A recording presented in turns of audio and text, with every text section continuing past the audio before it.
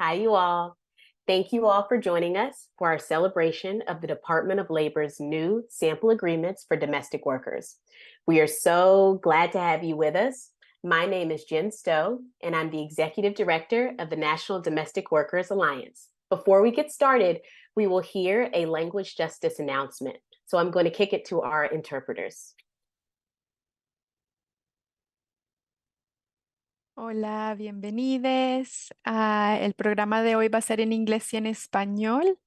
Entonces, aquellas personas que no son bilingües en ambos inglés y en español, por favor, activen la interpretación. Si están en una computadora, van a hacer clic en el globo en la parte de abajo de su pantalla de Zoom y ahí seleccionan su canal de idiomas.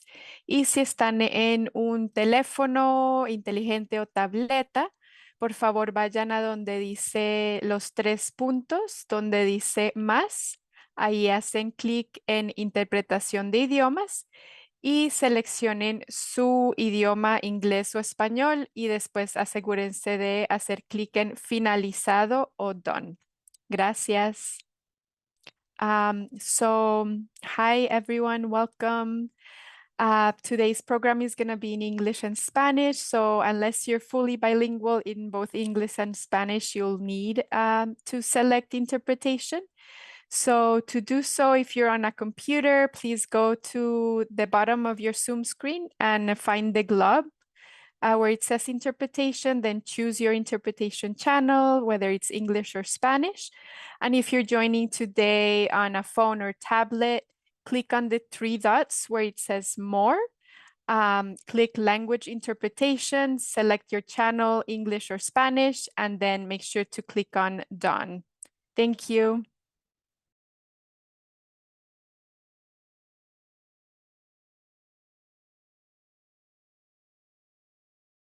Hello, good evening, and welcome to Care in the Home, our celebration of our new standard agreements for domestic workers.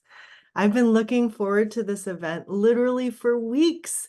And wow, I am so excited because more than 2,000 people have RSVP'd for this event. And we know there are going to be nannies, cleaners, home care workers, employers, family caregivers, all of us on this event tonight to celebrate with our extraordinary Acting Secretary of Labor, Julie Su. She's a true leader who is fighting on behalf of workers every day at our Department of Labor, and we are going to hear from her tonight. It's going to be really special, so thank you all for joining. Since NDWA was founded in 2007, the focus of our work has been respect, because domestic work deserves respect, full stop. Whether you're a nanny or a house cleaner or a home care worker, you know that nothing could be more important than the work you do to support the development of young children, to support a person with a disability to live an independent, whole life in the community, to help ensure that everyone has dignity and a quality of life, no matter their age. But as everyone here tonight also knows, domestic work too often does not receive the respect it deserves. And that is why NDWA was founded. We are here to make sure that in every corner of this country, domestic workers are respected, valued, compensated, and protected by policies, by systems, and by a culture that truly values care work. And that is where contracts come in. Contracts represent a formal agreement between two parties with an explicit purpose based on respect, on clear communication, on recognition of one another's value. Over the years, thousands of domestic workers have faced abuse, unfair treatment, and uncertainty because of a lack of a contract. Without clear agreement, it quickly becomes the Wild West. And that is why also thousands of domestic workers have advocated for contracts over the years. And thanks to that work, Thanks to so many of you who are here tonight, part of our movement. Thanks to the employers who are part of Hand in Hand Domestic Employers Network and also the co-sponsor for tonight's event. And thanks to our allies at the Department of Labor, we now have sample contracts. The contract is just one part of a sweeping, historic executive order that President Biden announced in April to support families who need care and the workers who provide it, like the domestic workers. We should all be so, so proud because this is a reflection of the organizing that we have done to change the way domestic work is treated in our society. We will achieve our goal of respect, one contract, one bill, one campaign at a time. We are on our way. And now I'd like to introduce my friend, the executive director of Hand in Hand, the Domestic Employers Network, and someone we are so fortunate to have leading in our movement, Stacey Kono. Thank you, Ai-jen. We at Hand in Hand are so excited to be here tonight with NDWA to usher in this monumental moment for domestic workers and employers. As the only national organization dedicated to supporting domestic employers to make their homes fair workplaces, we've seen time and time again how crucial work agreements are to establishing mutually beneficial working relationships in the home. Work agreements are also key to bringing professionalism and legitimacy to a workforce that has for too long been treated as informal and undervalued. This is why we at Hand in Hand believe it is so crucial that the Department of Labor has taken this step at creating and publishing sample contracts. Congratulations for tonight. I'd now like to introduce Josephine Biclar, a home care worker and leader at the Filipino Worker Center in Southern California. Welcome, Josephine.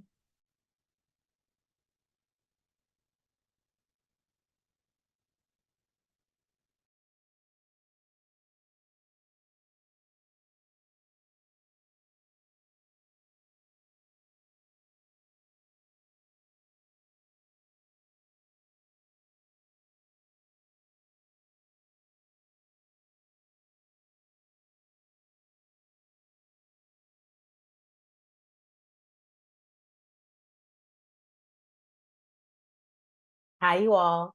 I am going to take over and read Josephine's remarks, standing in for her. So I really appreciate your patience. And I am going to state Josephine's remarks since I think she is having a little bit of technical difficulties. I have been a home care worker for more than 12 years. I know that the work that I do is essential. Like so many other domestic and care workers, I've been exploited and undervalued. Several years ago, my employer robbed me of my wages. I was paid only $4.50 per hour for 24-hour shifts and was denied overtime pay. I wasn't the only worker in this situation. In total, our employer robbed many workers of millions of dollars that were rightfully ours. Fortunately, as a member of the Filipino Worker Center, I was able to come together with other workers and fight for what we were owed. And together, we won. My experience shows that when we come together, we can defend our rights and move closer to the day when all domestic workers will be fully respected and valued. And I'm told that Josephine is on. So if she is on, Josephine, can I let you kick it to introducing our wonderful special guest?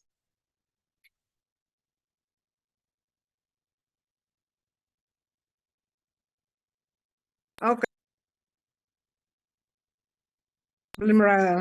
Right on the spot where we start. I'm really very sorry. Okay. I will keep going. So we have three leaders in our movement who will be in conversation tonight with Acting Secretary Sue.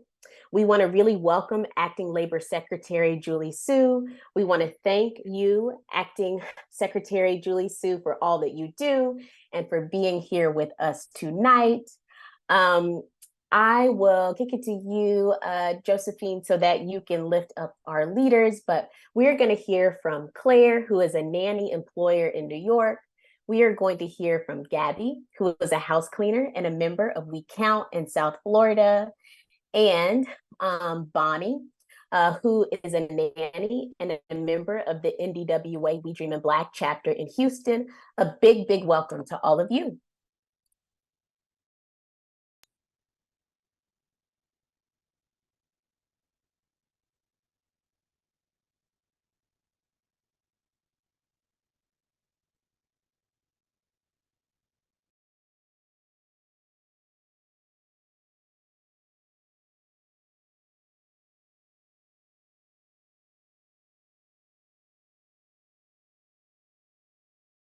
Oh, that was my cue. Hello, Okay, everybody. I am going to introduce Acting Labor Secretary Julie Su. Thank you so much, Secretary Su, for joining us this evening. Thank you very much. Jen, thank you. Josephine, can you all hear me okay? All right, it's so lovely to be here and to see all the hearts and the cheers and the smiley faces and the thumbs up. It's the most engaging way we could actually do this other than being in person. So I'm so happy to be with all of you. I just wanted to say one thing to my friend and hero, Ai-jen Poo. Ai-jen is someone who is so fierce and so kind. She is both incredibly urgent in her sense of what we need to do, and also exudes such patience. And she just leads with like such brilliance and kindness. So Ai-jen, I'm always so happy to see you. And you are just someone who always brings the human side of care to the forefront, and the humanity of care workers. And we all, in this administration really have so much deep respect for you and your way of always finding a path forward. And I also want to say something to my old friend, Stacy Kono, who we worked together many, many, many years ago, advocating alongside garment workers for their rights and their respect. And so, Stacy, to see you here again in this space is, yeah, me too. So it's very nice to see you, Stacy, and thank you for your leadership here. And then, of course, Jen, it's wonderful to join you and NDWA for this conversation. And I'm going to say this a little bit again later, but I feel like I should say at the top, these sample agreements that we are talking about today came about because of the fierce and brilliant leadership of the women that I'm looking at. The Department of Labor, I was very proud to actually produce them and get them over the finish line along with my team.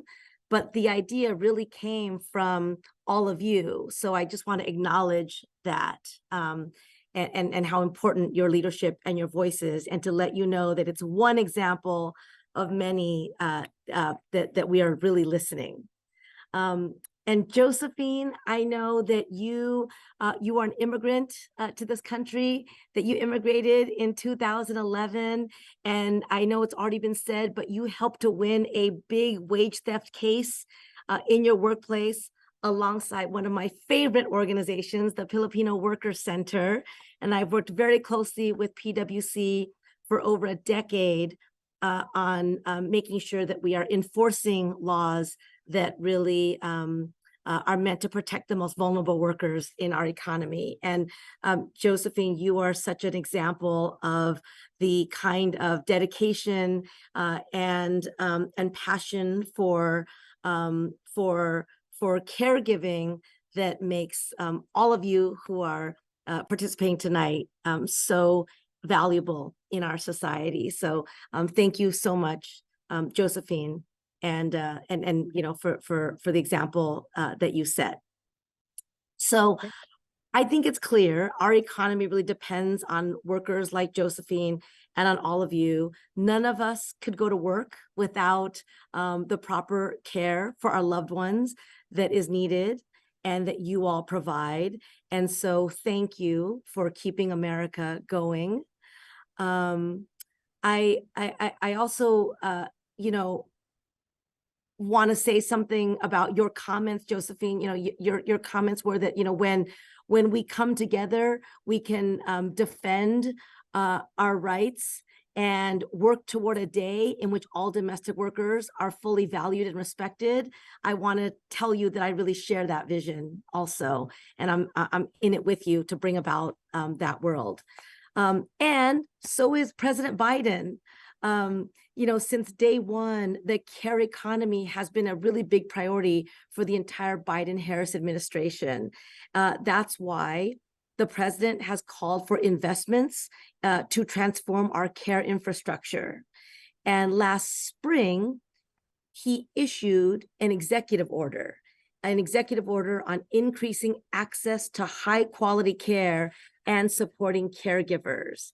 And many of you on this call were instrumental to the creation of that executive order. And the care industry is changing because of all of you. And the administration and the Department of Labor are really committed to supporting care workers and helping to facilitate and solidify those changes to make sure that the changes last. And so, you know, we know, as you do, that one of the only ways to make sure that we have the workforce that we need in the country as a whole, but also the care workforce that we need, is to improve the quality of care jobs and to ensure that workers feel really protected and empowered. And because we don't just want to talk about these things, we really want to make them real. This is behind the Department of Labor's sample agreements that we're here to talk about. And like I said, the idea for these agreements came from NDWA. They came from all of you. And we listen. And I always say one of the things about me as a leader is I like to surround myself with people who are smarter than I am and then listen and do what you say. So, so we're very proud of these sample agreements, and they came about through conversation and meetings with all of you, and through the president's executive order calling on the department to come out with tools that could assist with compliance on how to support caregivers and domestic workers. So in November, these agreements came out, and they're really meant to help workers and employers to formalize their relationship and promote fair workplaces, and really give workers, domestic workers, and their employers an opportunity to talk about what the working arrangement is going to be, the rights and responsibilities on both sides. So there's 3 sample agreements. One is for nannies, one is for care workers, and one is for house cleaners. And they're really meant to be tools to begin a conversation to make sure there's a shared understanding at the time that a domestic worker is hired. Now, we also know that many of you have been doing domestic work for a long time before these agreements came out. So there's also an opportunity to really have a conversation that is needed in this moment, even if you're already in an employment relationship. It covers things like wages, what are the specific responsibilities that are expected, what benefits there might be, what time off looks like, what happens when there are emergencies or changes in schedules. It also covers things like worker safety, the need for personal protective equipment. So it really, they're very broad in terms of the topics that they cover. And at the same time, the department is also publishing good practices, like best practices that workers and employers should consider when they enter into these agreements. For example, in the nanny share agreement, we talk about ways that employers can actually implement and address gender-based violence and harassment in the workplace, something that I know that many of you know something about. I want to say one thing to be really clear: these agreements are not required by federal law, but they are a good practice and they are a tool to promote fairness and respect in the workplace. And we know that domestic workers are busy and employers are busy. And so even when you might see the need for something like this, there hasn't been the time to develop them. So the sample agreements are meant to help people who are already very busy in your life. So we hope that it makes things easier for workers and employers to work together, to understand your obligations, ensure vital worker protections. And we hope that you share your feedback about these sample agreements, how they've been helpful, or if there's more that we can do. You know, we really want to hear your ideas and continue to improve. The last thing I'll say about them is that we are working to provide these agreements in multiple languages. So the Spanish translation is going to be out very soon. We are also definitely going to translate into Haitian Creole, Tagalog, and Chinese. And we will welcome also your feedback on other languages that are needed. So the Department of Labor is here for you. We have your back. We're on your side, and we are very excited about what we've done, but we also know that we have a lot more work to do. So I'm looking forward to tonight's conversation and to hearing from all of you.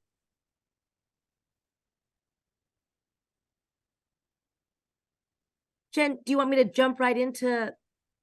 Yes, please, Secretary Okay. Sue. All right. So I know that the workers who are going to share their stories have already been introduced. So I'm going to start with asking a question to Gabby. And I'm going to actually ask, I see you, Gabby. I'm going to ask my question to you in Spanish, but I also want to just acknowledge your important work with WeCount. I went to Miami and met with WeCount, and I know that you know, that's another example of how being a part of organizations that can advocate and bring the voice of workers to, you know, out together is so valuable. So voy a decirle esta pregunta en español.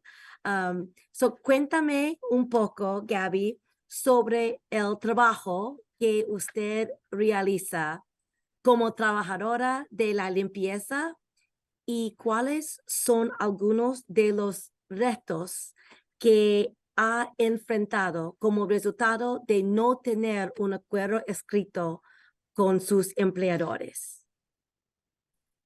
Buenas noches, secretaria, y buenas noches para todos. Muchas gracias por la pregunta.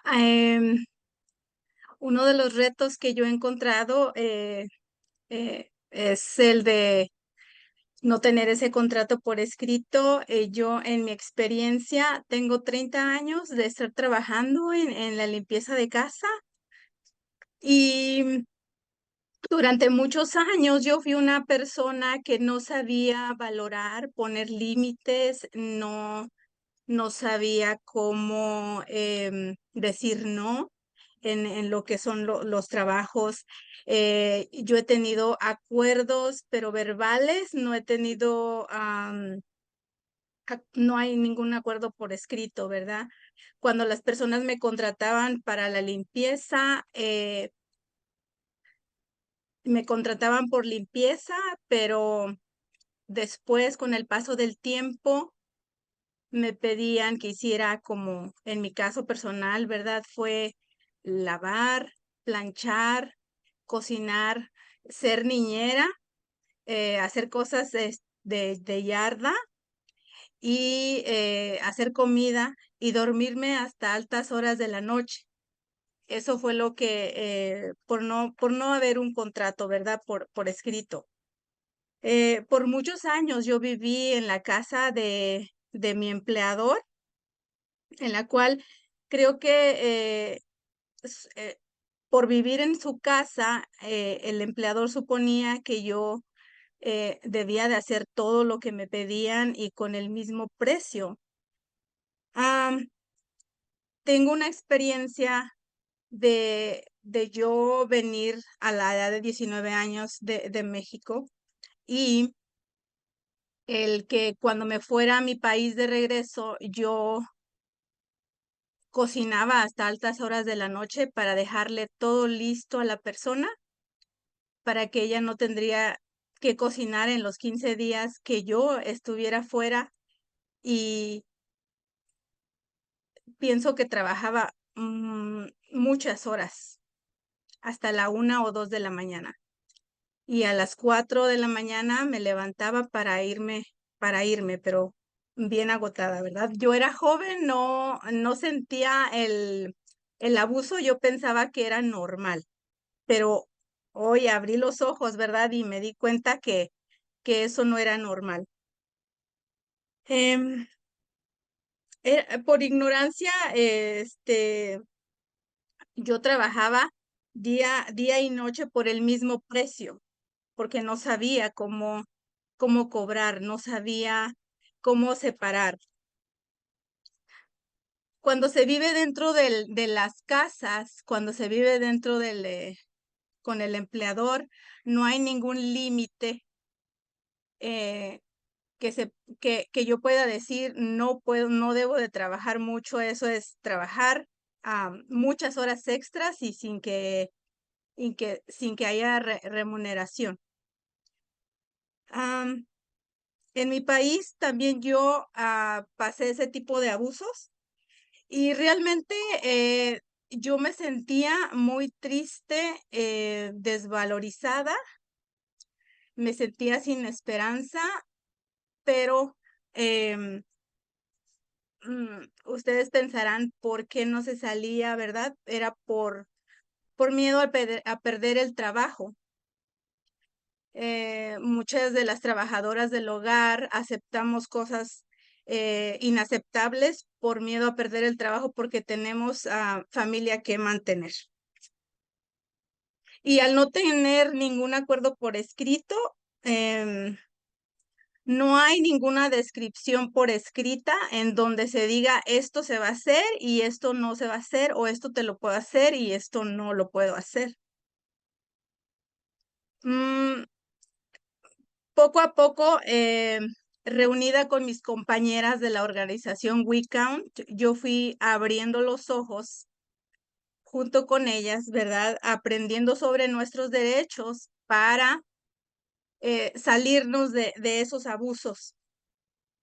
Y asimismo, ayudar a otras trabajadoras del hogar que sufren también ese mismo abuso o peor.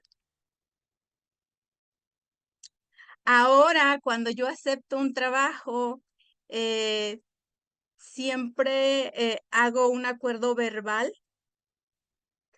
Eh, Muchas veces funcionan los acuerdos verbales, pero siempre y cuando los empleadores sean personas conscientes y bondadosas. Pero si no, no funcionan los acuerdos verbales, porque con el paso del tiempo, se va aumentando el trabajo.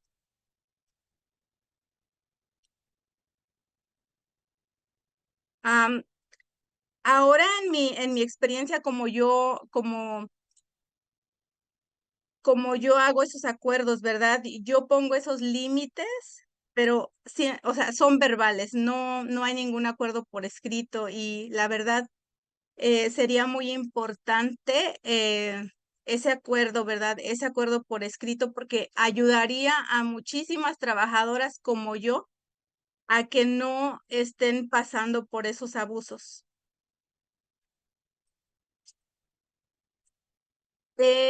Los retos que yo me he encontrado al hacer esos cambios, he encontrado que he perdido trabajos, me despiden porque los empleadores no están de acuerdo con los límites que ahora yo pongo. Y pero gracias a eso he podido encontrar con empleadores más bondadosos, más conscientes y más compasivos. O sea, he podido encontrar trabajos más justos. Pero no todas las trabajadoras del hogar están dispuestas, ¿verdad?, a perder esos trabajos y aceptan lo inaceptable. Sabemos que las trabajadoras del hogar somos necesarias para el desarrollo y que somos importantes. Y es necesario y urgente, ¿verdad? Ese contrato por escrito que nos beneficiaría a muchas. Alzo mi voz por todas mis compañeras trabajadoras del hogar que no están aquí, pero que existimos y que necesitamos ese respeto, porque es un trabajo digno y justo.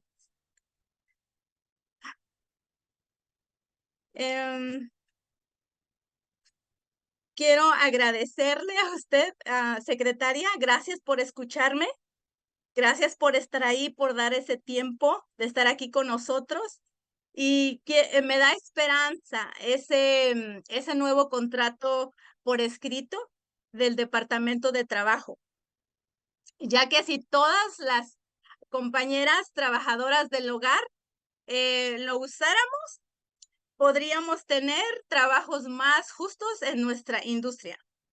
Es que muchísimas gracias por escucharme y gracias a todos.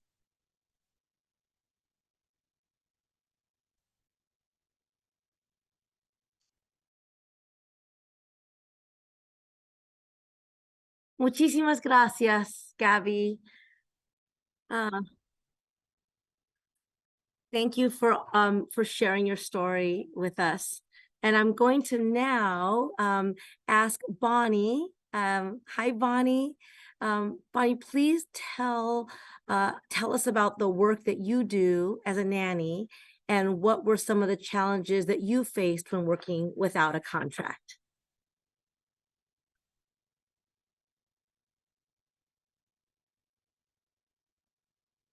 Wait, is Bonnie still muted for everyone else, or?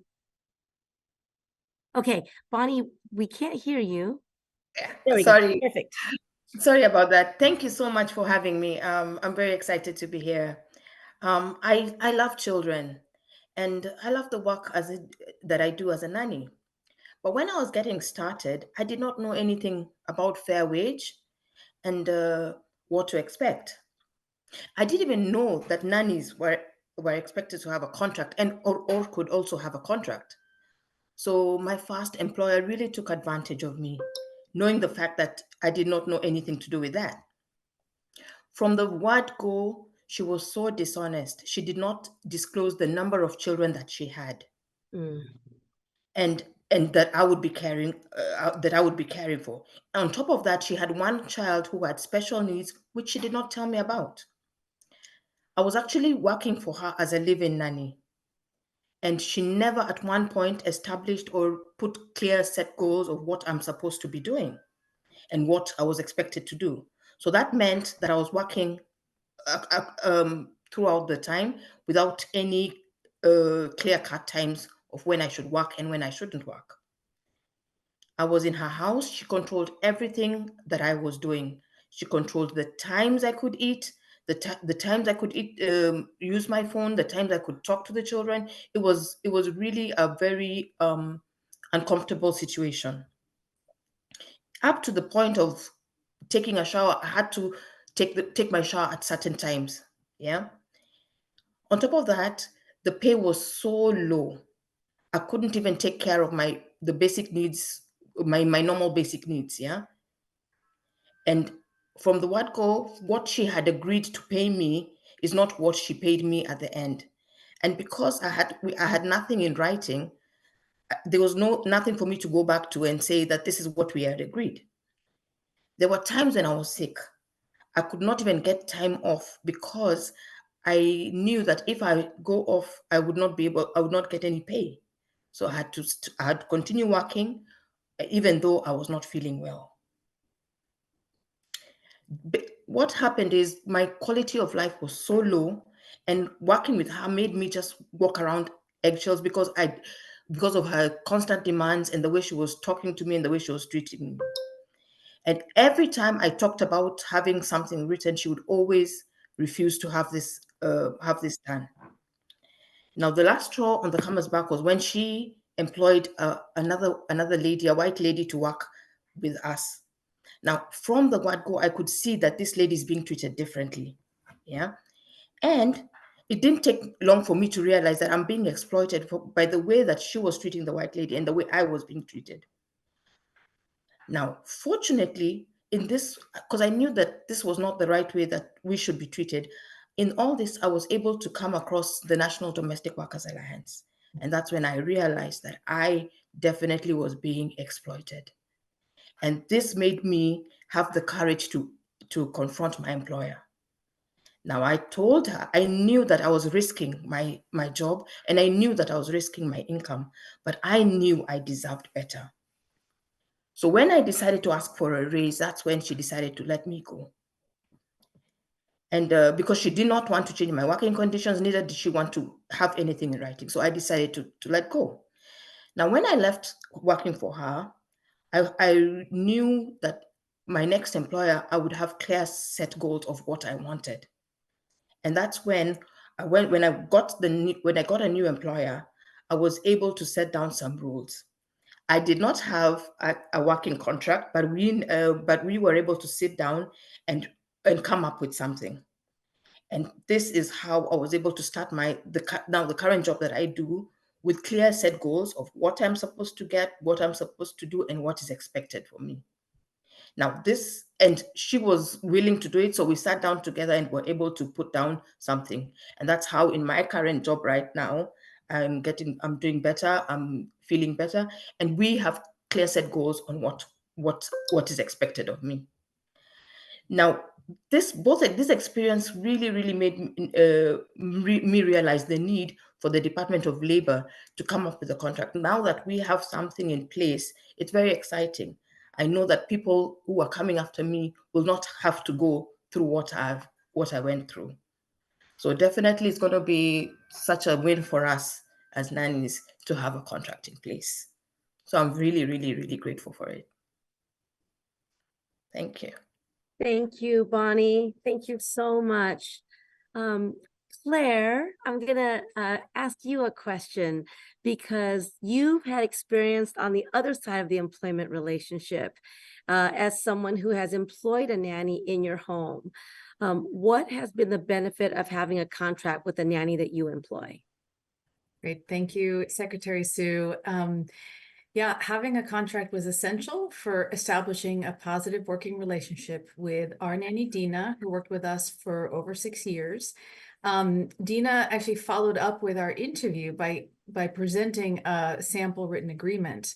And it was actually one of the reasons why I hired her, because I was so grateful. I had never employed anyone before, and I really didn't know what to do. And this sample agreement didn't only help her advocate for herself, like Bonnie was talking about, but it also helped educate me.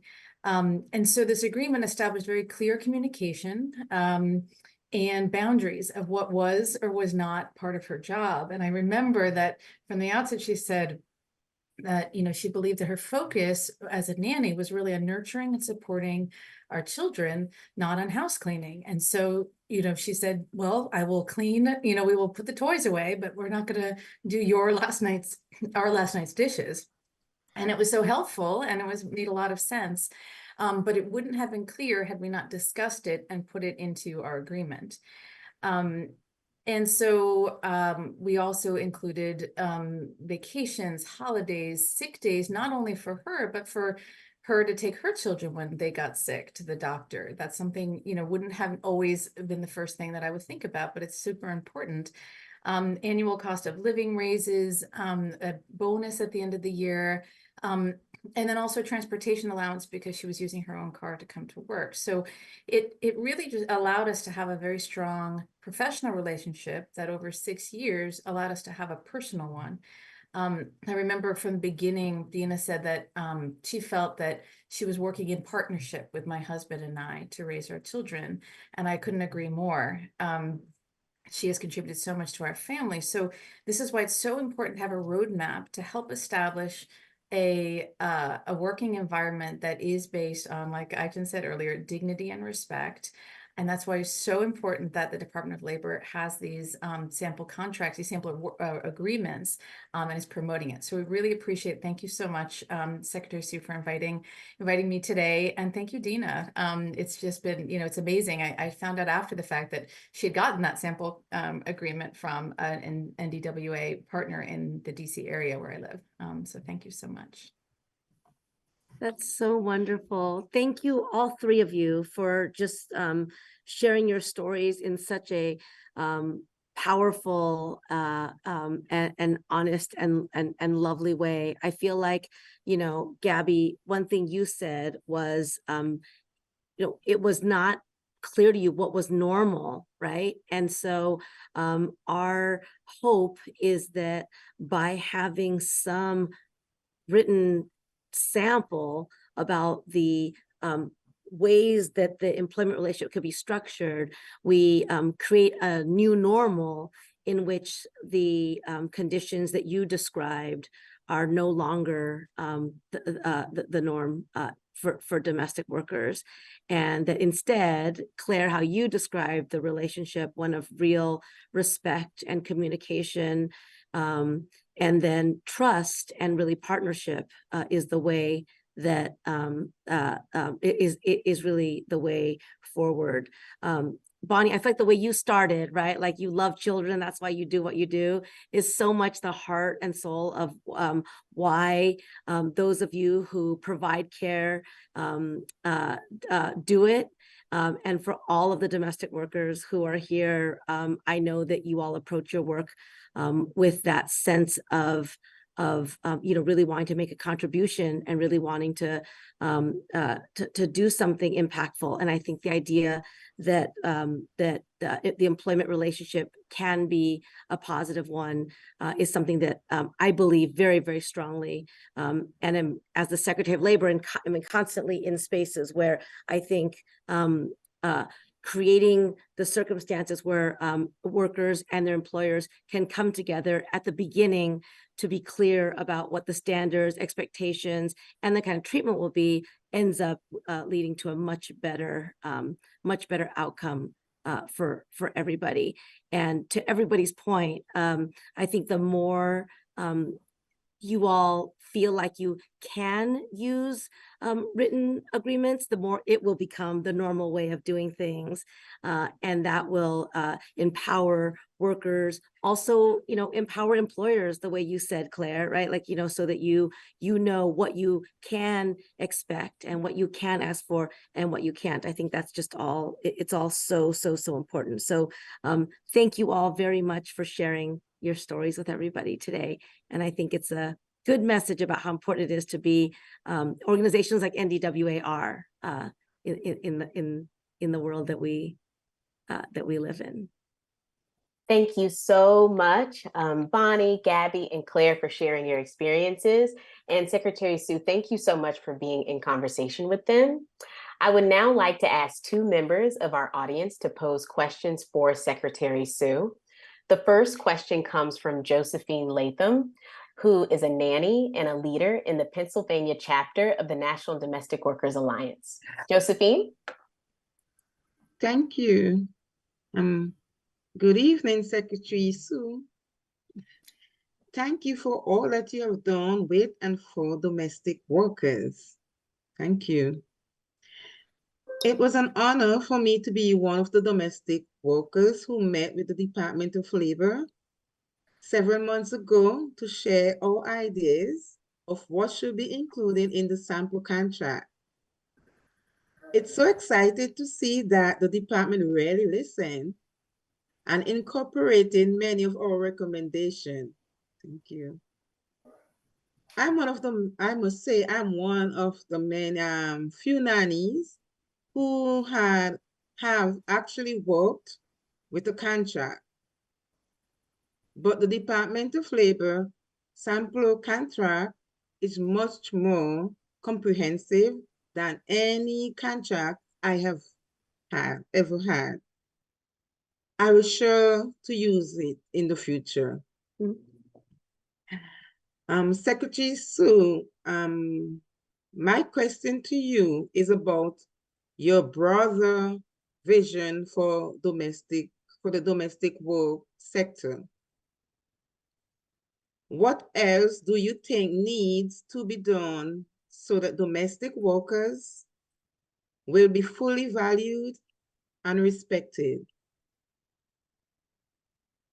Thank you for that question, Josephine, and thank you for coming to the department and helping us to create a template that that could truly be useful. Your expertise and your heart are really reflected in what we did, and so talk about partnership, right? There's important partnerships between government and the people we serve as well, and you coming with such an example of that.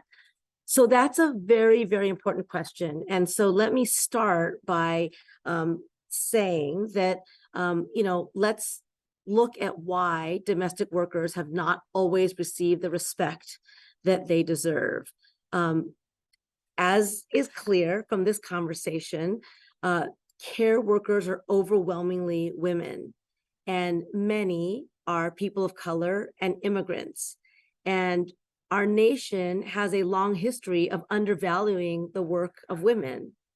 And Bonnie, you made a very important point as well, which is that we cannot ignore the racial dynamics of caregiving and why some work, no matter how important it is, does not get the value in our society that it deserves. And so that is it's a deep systemic issue. Now, one response, though, to your question, I think, Josephine, is, it's not an easy thing to do, but leadership does matter. So we are here, you all are leaders through your work with NDWA and with organizations which you are a member that helps to organize workers. You are leaders as employers, demonstrating that there is a better way. And we've talked about leaders like Ai-jen and Stacy and Jen. And I would also say that leadership matters, and I see it every day because of President Biden. When you have leaders in office who actually recognize the value that working people bring, who say that we cannot build a strong economy or a strong nation without doing right by working people, especially the most vulnerable workers, and who just really believe in the decency of people, I think that matters. And so one part of this is just making sure that leaders are using our space, our voices, to be clear that we need to do better. And we need to do better by domestic workers, and we need to do better by caregivers, and we need to build an infrastructure that supports them. We talk about infrastructure a lot in this country right now, because one thing that the president has helped to get are historic investments in physical infrastructure, like roads and bridges and high-speed internet and clean drinking water. All of those things are infrastructure, but care also is and needs to be a kind of infrastructure, right? And if we don't have that infrastructure in place, it's very hard to support the workers that are needed to build the physical infrastructure. So we need our care infrastructure to be as strong as our physical infrastructure. The other thing I want to say is, Josephine, we need to create concrete tools. We can't just talk about this. We can't just, tell stories about things which we all are doing and we need to do, but we have to respond. And those of us in policy making positions and in government have to respond with real tools that can put more power into the hands of workers and meet the needs of employers and workers in this time. And so these sample agreements are one example of how we do that.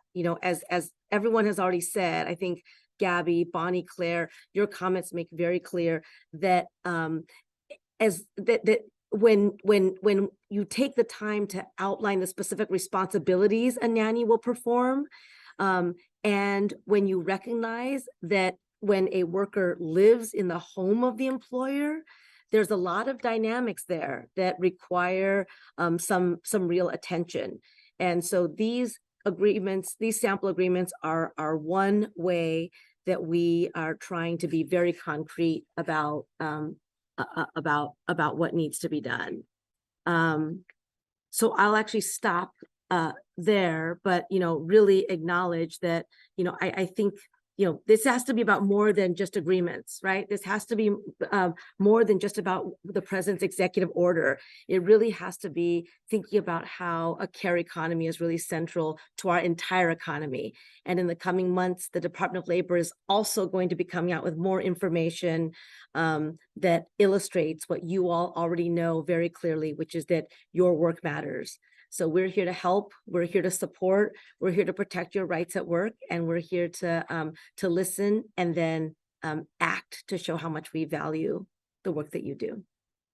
Thank you so much, Secretary Sue.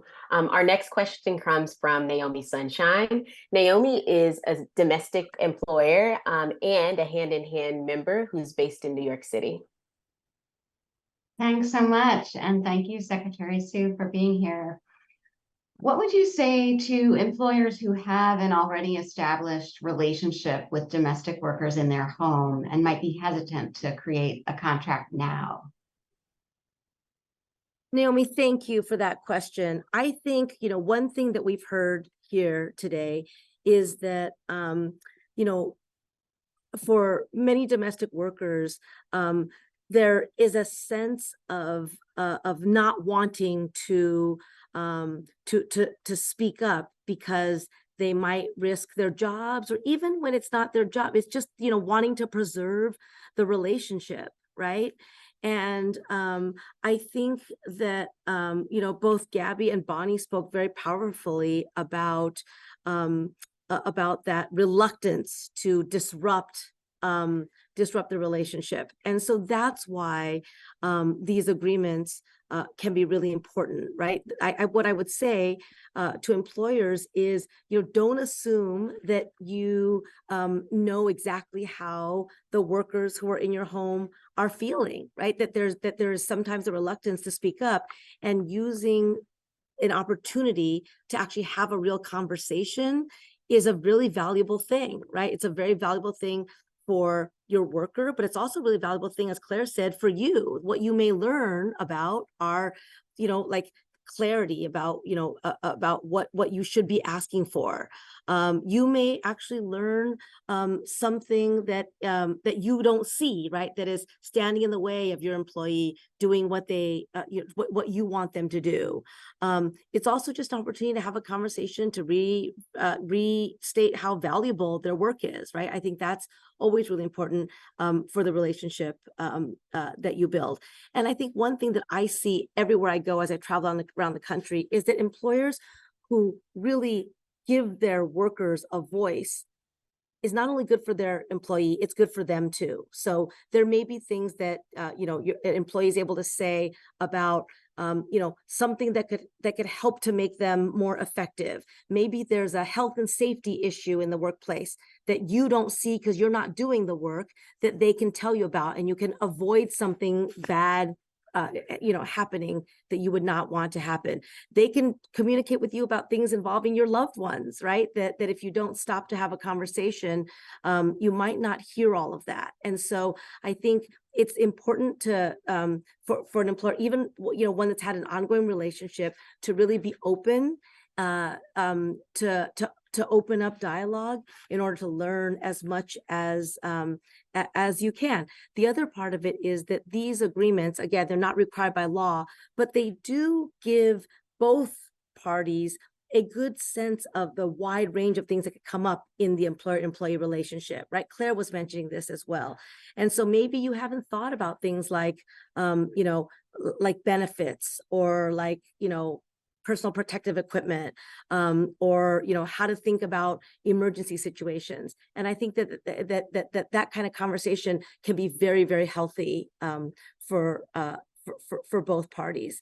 And, you know, I feel like Bonnie and Gabby, you both said this idea that, you know, sometimes, you know, workers who are going to, you know, kind of raise their voice about things, it's really because you care about doing a good job, right? And so again, it's really beneficial for an employer to create the space for that conversation. I want to just say one other thing about research that we at the Department of Labor have done, which shows that if the United States invested in care and in other kinds of supports like paid family leave that help to you know, support caregivers and families, we could add $775 billion a year of economic activity to the country. And so that's something that matters to all of us, right? Workers, employers. When we think about how we do this work correctly, we not only benefit our own homes and our own loved ones and our own employees and our own families, but also we are all very much invested in creating an economy where everybody can, you know, who wants to work can get a good job, and where, you know, overall we benefit from strong, robust economic activity. So I would say that would be my answer, Naomi, to why it'd be really important to actually have these conversations and to open the door to build true relationships of trust and well-being for everybody. Thank you. Secretary Sue, I really want to thank you for not only listening to domestic workers around the country who shared what they thought should go into the sample contract, but also centering care, the care economy, and its importance to our economy. We really appreciated being in dialogue with you and talking about what more needs to be done to make sure that all domestic work jobs are good jobs. We know that our work doesn't end today. NDWA and Hand in Hand are really committed to supporting both workers and employers in using the sample contracts and in arriving at clear agreements. And so this work will include a lot of experimentation. We'll be testing different ways to get the sample contract information into workers and employers' hands. And we'll also be making sure that everyone is supported in using them as well. So to download the sample contracts, I want you all to go to the website, ndwa.us/contracts, or send a text with the word contract to 33843. You'll see it there on the screen. When you get to our site, you'll see that it is a work in progress. We'll be adding contract negotiation tips and frequently asked questions to the site as we learn more about what information workers and employers need to really use the contracts. If you have questions about how to use the sample contracts, chances are other domestic workers and employers have the same questions too. So we would love for you to share your questions in the Q&A function now. We will work on written responses and add them to our frequently asked questions site of our website. So here is what the Q&A button looks like. We're going to put it up. You'll see there's an arrow pointing right to it there. If you're on a computer, it will be at the bottom of your screen. If you're on a tablet or on your phone, it might be at the top. Some of you have already placed your questions in the Q&A function, and we want you to know that we're going to read them and we're going to incorporate them all. And so I will give you all a moment to go ahead and place your questions in the Q&A. We want to make sure that we are able to gather all of them. You should know that in addition, our organizing team is developing contract negotiation workshops for nannies, home care workers, and house cleaners. That will begin on January 25th. Be sure to save that date. We want you all there.